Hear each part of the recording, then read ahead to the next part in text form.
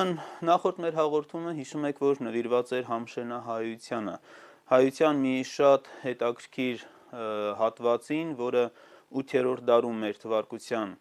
Արագածոտն և Կոտայիկ գավառների տարածքից տեղափոխվեց Սև ծովի ափ, այնուհետև այնտեղ երկար ժամանակ 700 տարի շարունակ պահպանեց սեփական իշխանությունը,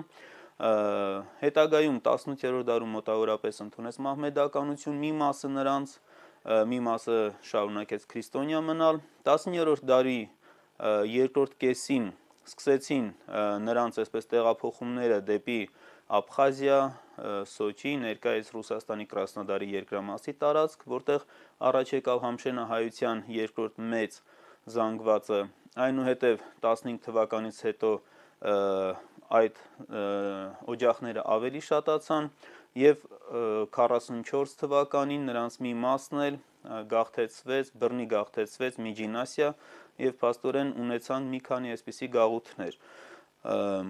Նրանց վերաբերյալ մի քանի հարցումներ են լրացուցիչ եղել, Շահեն Հովսեփյանը մասնավորապես հենց հարցում է կատարում արդյոք Խաչակիրների արշավանքների տարիներին և հետագա Տրապիզոնի կայսրության ժամանակ համշենահայերը հաջողացրել են Կիլիկիայի հայ իշխանների նման կիսանկախ կամ լրիվ անկախ մնալ, այո, պիտի ասեմ, որ մինչև 15-րդ դարը, փաստորեն 780-ական թվականներին ստեղծվեց նրանց իշխանությունը և մինչև 1480-ական թվականները պահպանվեց Համշենի կիսանկախ իշխանությունը, որը լրիվ ներքին ինքնավարություն ուներ, և երկրորդ հարցը Շահեն Հովսեփյանի, որ արդյոք 20-ական թվերին համշենահայերը ենթարկվեցին կոտորածի, երբ Պոնտոսի հույներին էին կոտորում։ Այստեղ պիտի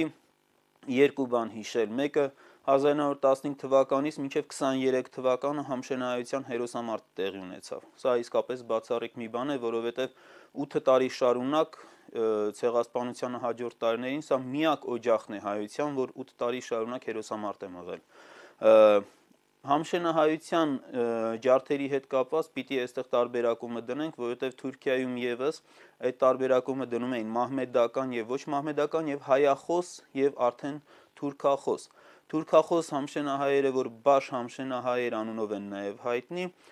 նրանց զգալի մասը կոտորածների չենթարկվեց, մյուսները կարողացան հիմնականում դիմակայել, որովհետև արդեն ասացի 8 տարի շարունակ մարդիկ հերոսական կռիվ տվեցին և այսօր շարունակում են ապրել իրենց հողերում, որը Սև ծովի ափն է, Բաթումից սկսած մինչև Տրապիզոն, Սամսուն այս տարածքներում։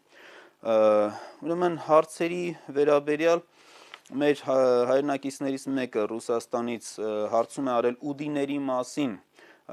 որոնք ապրում են Ադրբեջանի տարածքում, կրում են հայկական անուն ազգանուններ և նրանց հայկական արմատների մասին է հարցնում, ասեմ, որ ուդիները ծագումով հայ չեն, սակայն հետագայում սրանք Աղվանքի բնակչության հիմնական կարևոր այսպես հատվածներից մեկն էին կազմում, որոնք հետագայում քրիստոնյա լինելով և դավանելով հենց մեր առաքելական եկեղեցուն, հավատամքին, դավանանքին, նրանց հիմնական մասը հայացավ և զգալի մասը Հայաստանում էր բնակվում, ընդ որում 88 թվականին մեր շարժումը երբ որ սկսեց, Արցախյան շարժումը, որպես հայերի նրանցից շատերին ուղղակի բռնի արտաքսման ենթարկեցին Ադրբեջանից։ Մենք ունեցել ենք նաև հայտնի ուդիական ծագումով հայտնի հայ գործիչներ, ես քանի որ մտադիր եմ առաջիկա մեր հաղորդումներից մեկը նվիրելու Աղվանքին, բուն Աղվանքին, այս ուդիների խնդրին ևս մենք անպայման կանդրադառնանք։